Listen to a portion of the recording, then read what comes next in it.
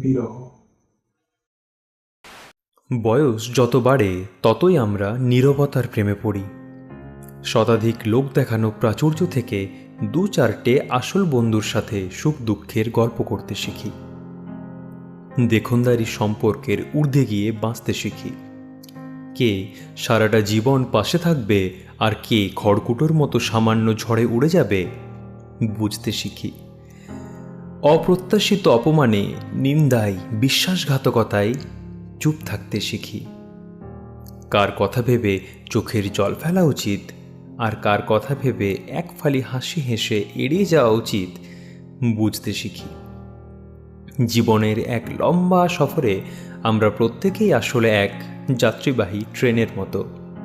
বয়স বাড়ার সাথে সাথে আমরা বুঝতে শিখি যে কোন স্টেশনে নামতে হবে আর কোন স্টেশন আসবার আগেই গতিবেগ বাড়িয়ে চলে যেতে হবে।